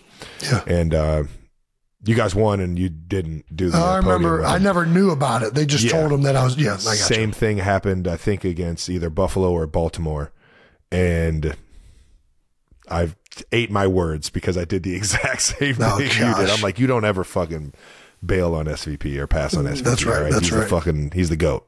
No doubt. And so I made sure after the Super Bowl, they were like, all right, you want to go to your podium? I'm like, no, I got to go. I got to go find SVP. Is he interviewing people right now? I wasn't even sure who was doing the ESPN stuff, but sure enough, he was in studio and he jumped right on and we had some fun with it. And I told him, I was like, man, I don't know what I'm going to do with this thing. I might just shave it off and put it in a Ziploc bag and keep it with all my other Super Bowl memorabilia. Just know sometimes you just got to work for things, baby. Yeah. You got to enjoy the ride and the journey. Not care about what you look like. Not care about, how you present yourself. You just show up and you just grind. Are you describing me right now? No, this is my beard. Don't you try and take my fucking beard shine right now. All right. Hopefully that answers your question, Trey Cycle or Trust Cycle, whatever your name is. Let's get to how we end every show, and that is our New Heights stamp of the week, baby. Yeah, that's right. Finally, let's hand out some stamps to the players that took their games to new heights. The New Heights stamp of the week is brought to you by our friends at Accelerator Active Energy Drink. Accelerator Active Energy is available at Giant Eagle, HEB, and Amazon. That's right. Okay. All right, I'm going to start by giving my stamp of the week to none other than Chiefs wide receiver Mecole Hardman. That's right. Hey-o. Caught the game-winning walk-off touchdown pass from Pat Mahomes, as we discussed earlier, was the second leading receiver on the team with 3 receptions for 57 yards, only trailing the Big Yeti, who held the team high with 9 receptions for 93 yards. Had only 2 receptions in the playoffs prior to this game and overcame a lot of adversity this season and ended up making the Super Bowl winning play for the Chiefs, which, as I stated earlier, is the iconic way you want this thing to end with how this season went for the Chiefs. Congratulations, Mecole Hardman. It also started the season with the Jets after being traded to the Chiefs. On Hard Knocks, Mecole was asked by Oz, the mentalist, which team was going to win the playoffs. And he said his team would face off in the Super Bowl where he predicted they would beat the 49ers. Hell of a prediction by Mecole Hardman and Oz, the mentalist. For making it happen. I've ran into Oz, and shout out to Mecole Hardman for taking this game to new heights, baby. But I ran into Oz, the mentalist, actually at the ESPYs last year with Mom. Me and Mom were hanging out in the back area, and sure enough, Oz comes up and says, hey, man, you mind if I do a trick with you and your mom? Or kind of go do whatever you call what he does. And I was just like, yeah, sure. Give it your best shot, dude. Like thinking like there's no way he's going to get this. Yeah. He asked me, pick a number between 0 and 100. And he's like, don't make it easy. Like in my mind, he was like, all right, don't make it. Don't pick 87 or 62. Like too don't pick the ones that mom's going to know. What'd you pick? Yeah. No, not the ones that mom knew. He was gonna pick it, and then I forget. He was gonna guess what you were thinking. He was gonna guess what was in my head, and I picked mom's birth year, but I actually got it wrong. In my head, I'm thinking it was 1953. Yeah, I can't think of mom's birth year off the top of my head. I think is 52. All right. Either way, I in my head I'm like, there's no way he's going to get this. There's it's no a number. relevance. It's a weird number to be it's thinking such about. a weird fucking number. There's no 53? way. He writes down a number and then he says, all right, if you want to switch it, you can switch it. Like I have it written down, but I think if you want it looks like you want to switch. I was like in my head, I'm like, I'm not switching this thing, but all right, I'll switch it. So you switched it? No, I didn't. I just kept it the same. You just kept it and you told him you switched it? There you go. He crosses out the first number, writes the second number.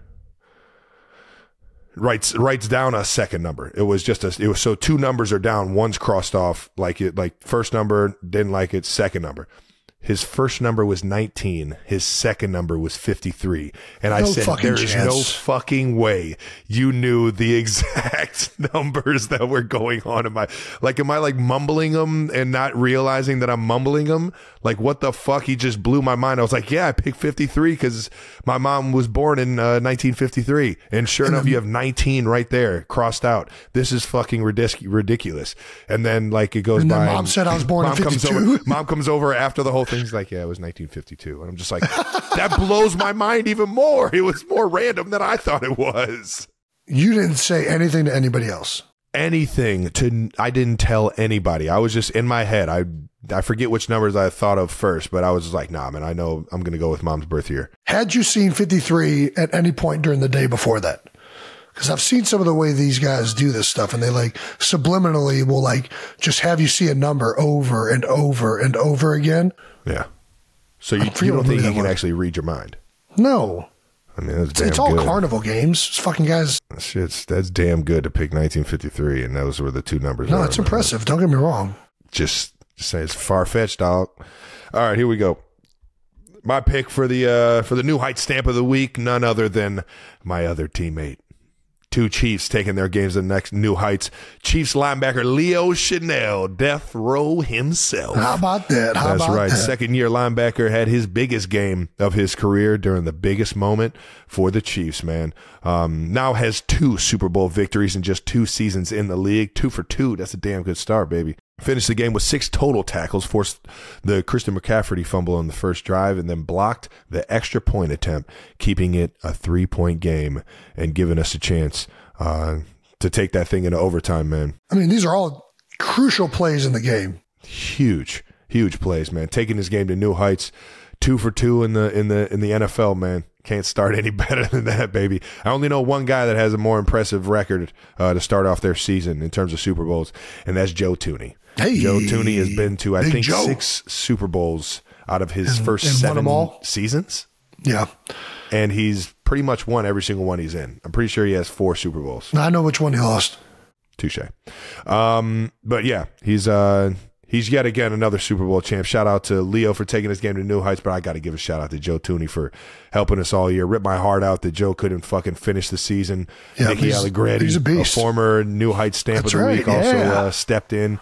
Was screaming at the sideline that he needed an elbow brace halfway through. I saw his elbow this morning, and that shit looked like everything tore in there. He was just. I guess it's not I was funny. just like, that's why you needed the brace. I get it.